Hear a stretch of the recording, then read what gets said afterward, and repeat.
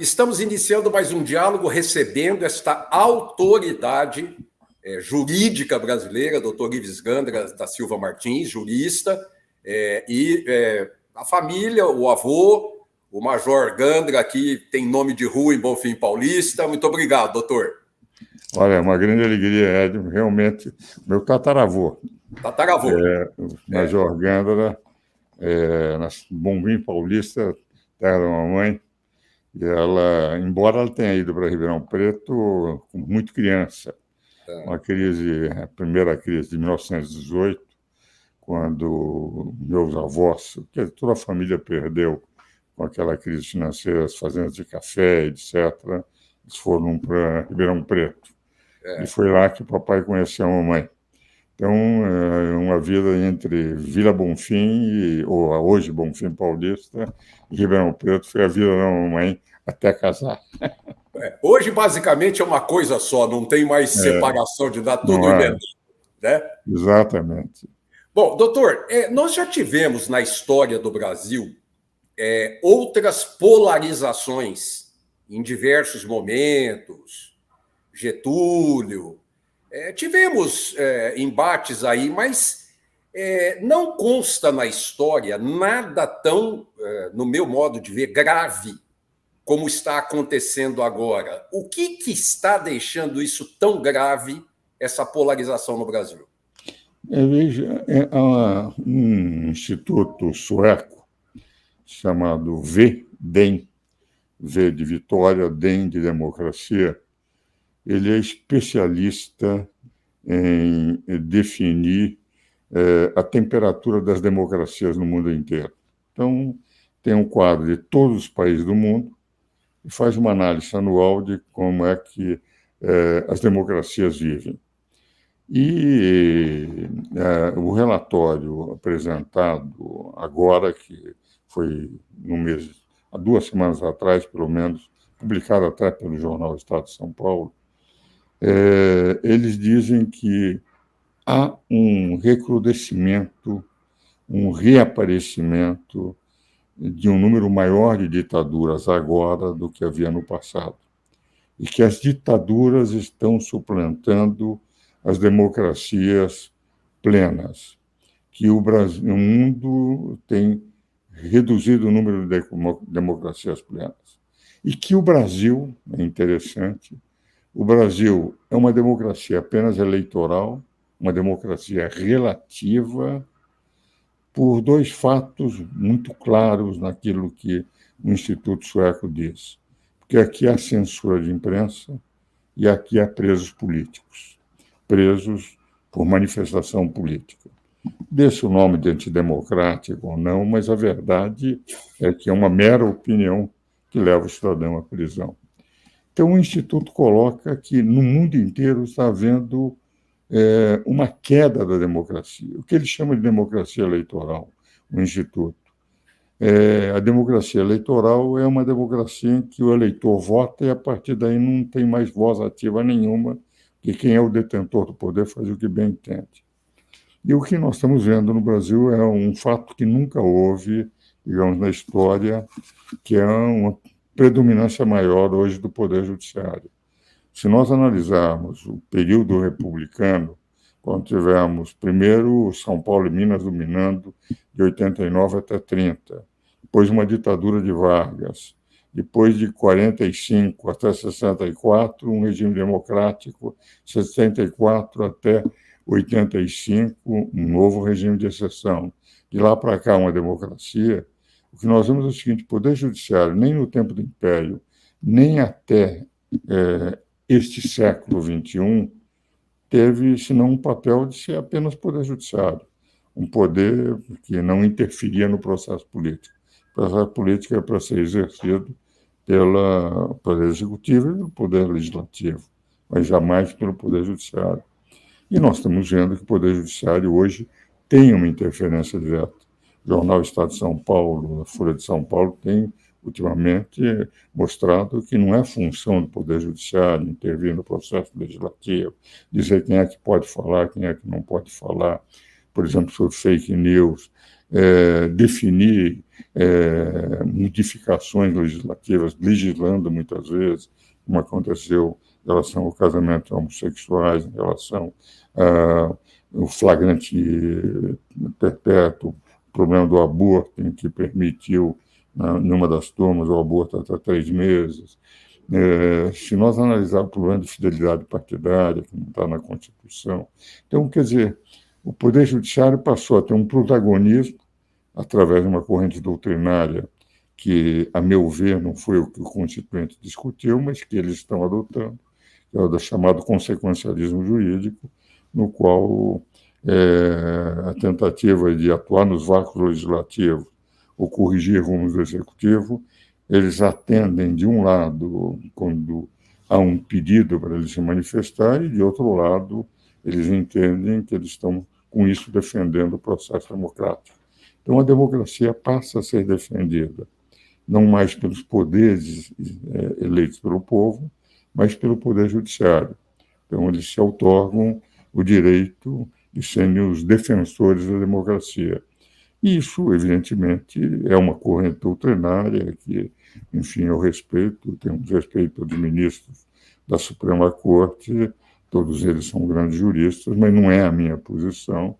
Enfim, talvez com os 88 anos eu já esteja ultrapassado em matéria de direito, mas eu continuo baseado naquilo que eu vi durante 20 meses. O Poder Judiciário seria apenas um poder para decidir, como legislador negativo, o que é constitucional e não constitucional, mas nunca por uma intervenção direta de atuar prendendo, dizendo o que se pode dizer, dizendo, tomando, inclusive, modificações do próprio Código de Processo Penal. Por exemplo, o caso de fake news agora. Nós estamos vendo o ministro Alexandre de Moraes, que tinha uma posição favorável ao juiz singular, ao juiz natural de um processo. Agora, no caso, que foi essa decisão que levou, inclusive, também a apoiar o não julgamento do presidente Lula, a manutenção das prisões através do juiz Sérgio Moro, mostrando que diversos processos de Petrobras, nem todos teriam que ir pelo juiz Sérgio Moro, porque dependeria do juiz natural de cada. Ele agora eliminou o juiz natural, por exemplo, na vacina do presidente Bolsonaro, e colocou num inquérito de fake news como se pudesse atrair, quer dizer, uma mudança da própria jurisprudência, da jurisprudência do próprio Supremo Tribunal. O que vale dizer, nós estamos vivendo um momento em que passamos a ter, a meu ver, não é meu entendimento da inconstituição. Os volumes atrás, está vendo, aqueles azuis, são os 15 volumes que eu e o Celso Barros comentamos a Constituição brasileira, isso no século passado, de 88 a 98. Nós vimos aquele processo durante 20 meses. A ideia era ter 2 mandatos representativos do povo vote, um poder técnico, que seria o Poder Judiciário. E hoje nós estamos com 3 poderes políticos, todos eles com atuação política. O Poder Executivo, o Poder Judiciário e o Poder Legislativo. Então, isso fez o quadro brasileiro, enfim, um quadro com insegurança jurídica muito grande. E quando o poder encarregado de dar estabilidade à justiça também passa a definir conceitos que deveriam ser definidos pelo povo, conceito de democracia pelos seus representantes, eles que não foram eleitos pelo povo, não fizeram o teste das urnas, embora tenham uma competência, um conhecimento jurídico muito grande. A partir desse momento, nós vivemos um quadro diferente daquele que os constituintes idealizaram em 88 e, evidentemente, com horizontes ainda indefinidos para o país.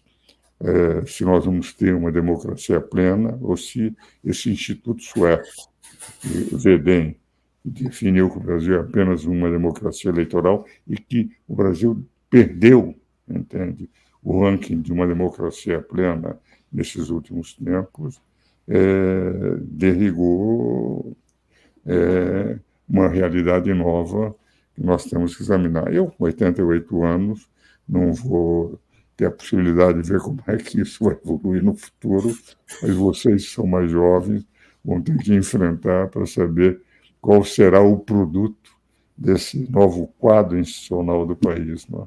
E o senhor falou, nós estamos só tem tanta coisa que o senhor falou que eu gostaria de conversar, nós não vamos ter tempo, né? Mas a fake news, uma vez eu entrevistei doutor Benetti, um juiz, um magistrado aposentado do STJ, e ele disse assim para mim que estava querendo, na época, faz muitos anos, uma reforma das leis. E ele virou para mim e falou assim: Edmo, eu temo muito quando se propõe uma reforma de leis. Eu falei: mas por quê, ministro?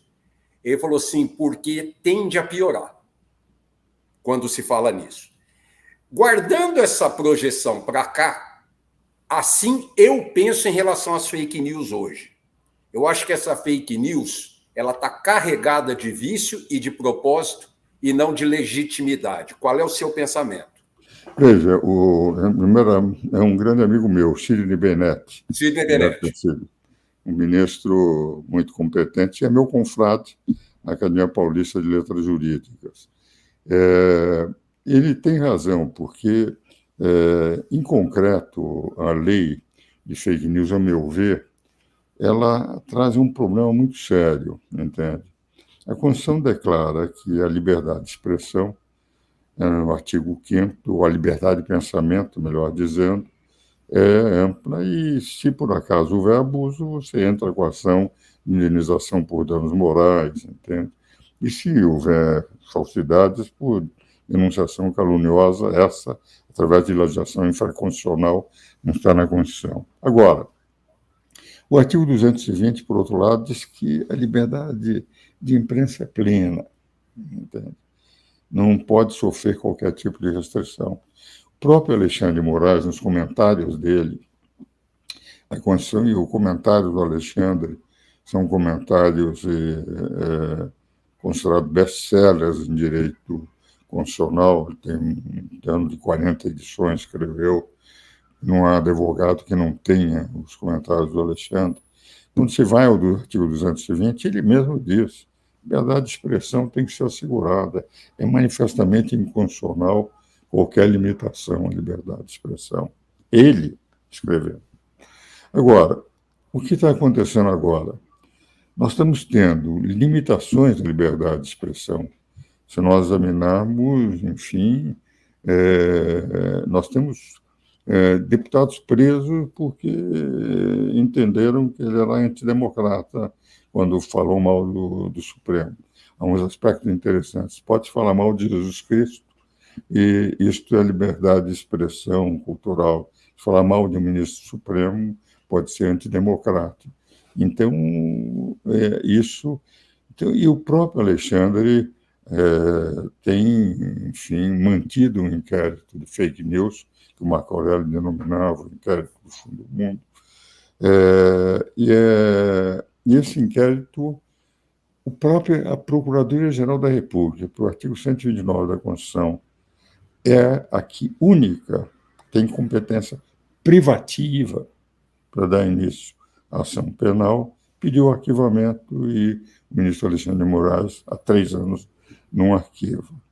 Ora, no momento que nós temos essa instabilidade, digamos, de interpretação, com juristas concordando com o Supremo e outros juristas na parte doutrinária discordando, como eu discordo, vai se ter uma lei. Nessa lei, o risco que nós temos de nós passarmos a ter a liberdade de expressão nas fake news, eles chamam de fake news, definidas as fake news, por um órgão que terá que ser do Executivo. Porque se houver fake news, nós vamos ter definição que seja fake news. Não, é fake news uma declaração falsa. Isso não precisaria dizer, porque hoje nós já temos os boatos, aquilo que sempre ocorreu. Então, a lei que aí está tem definições e, na prática, vai haver um órgão de controle disso, que é o que os deputados querem retirar.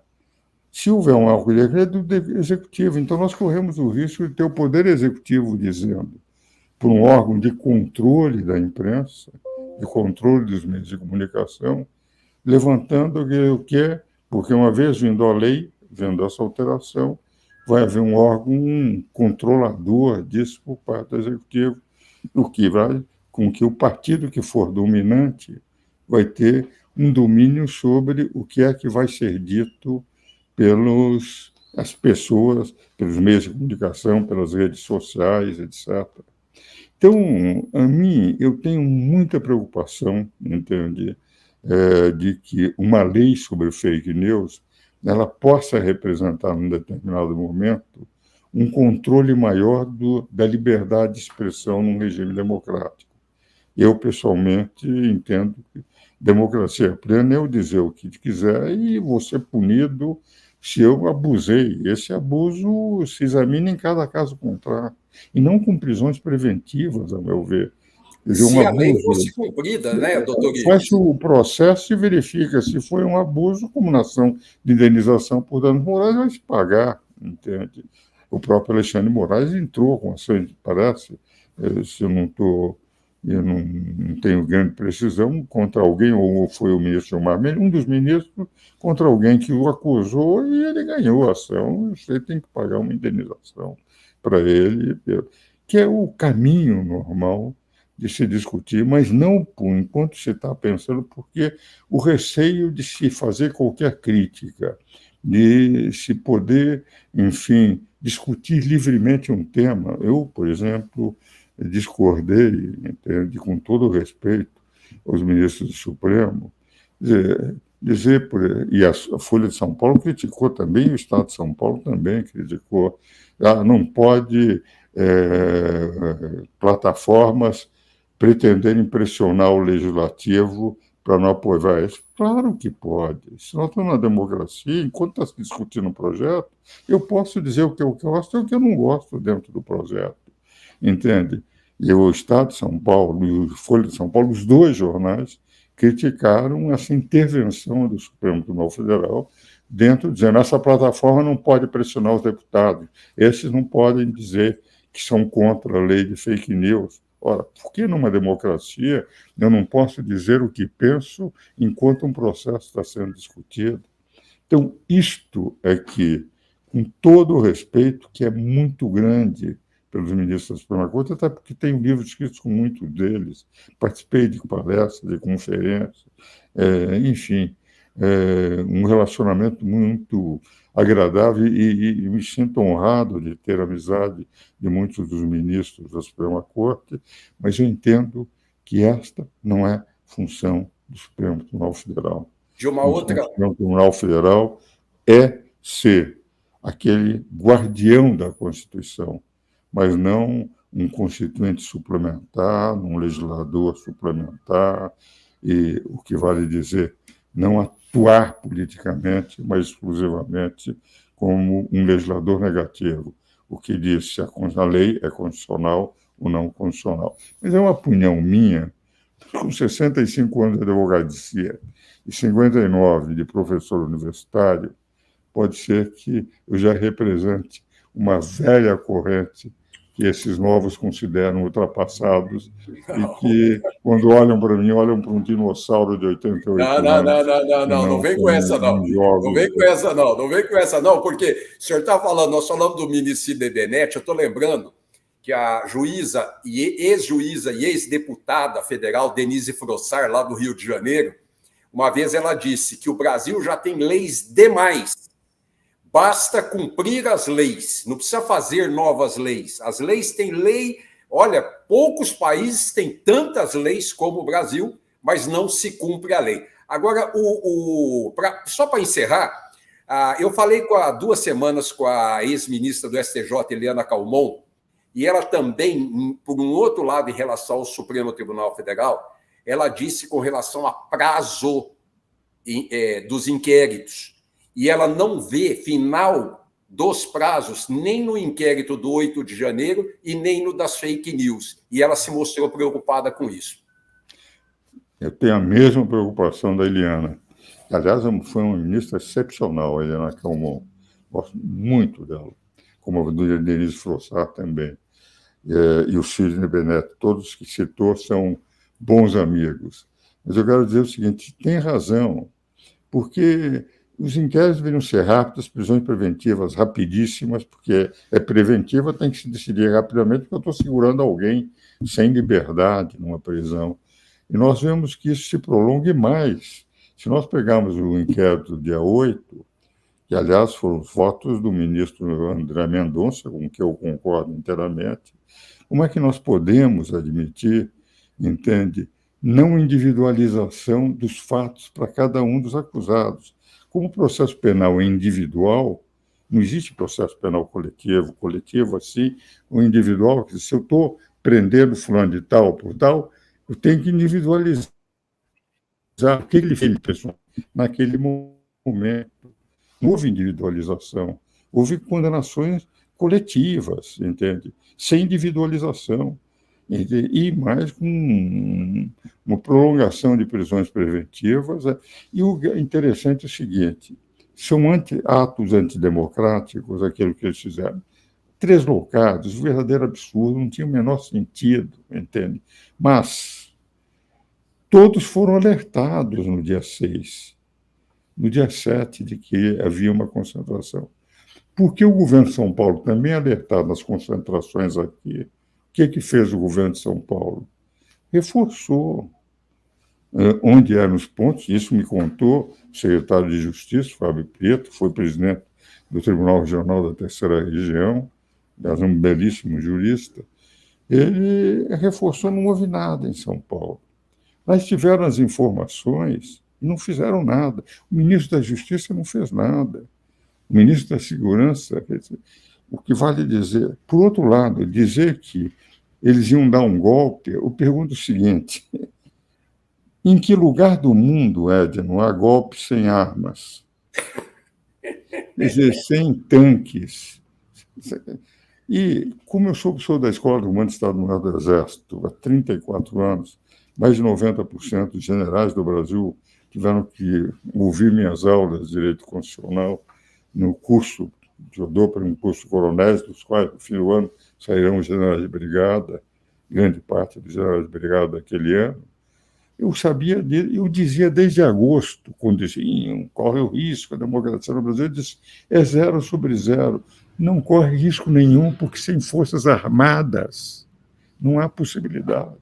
Outro dia eu vi de um general de grande importância, de 400, que me dizia o seguinte, disse o presidente, eu teria dito ao presidente ou a uma autoridade, disse, eu não conheço nenhum general que votou no presidente Lula, mas o presidente Lula pode estar tranquilo que eles serão todos fiéis até o fim do mandato, que são uma força do Estado. Não havia risco nenhum.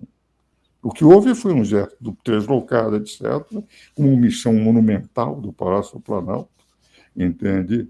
E, evidentemente, um mundo de gente que, enfim, não tinha nenhuma vocação para dar golpe de Estado, mas que, enfim, fizeram, de repente, aquilo que ia ser uma manifestação pacífica se tornou naquilo que ninguém... Eu não acho que foi tresloucado, absurdo, tudo o que eles fizeram, mas denominar que isso seria um golpe de Estado é a primeira vez na história que eu vejo um golpe de Estado sem armas. Doutor Ives, mais uma vez eu quero lhe agradecer. Nós chegamos ao final do programa. A lucidez, a inteligência, o bom senso e a dignidade das suas colocações enriquecem ao nosso telespectador, mas cada vez mais a mim, seu fã. Muito obrigado por colaborar conosco mais uma vez. Mestre Edno, quem manda um grande abraço, fica muito alegre de estar mais uma vez com o amigo, sou eu. Aquele abraço, amigo. Obrigado, doutor Ives. Gente, até a semana que vem. Um abraço a todos.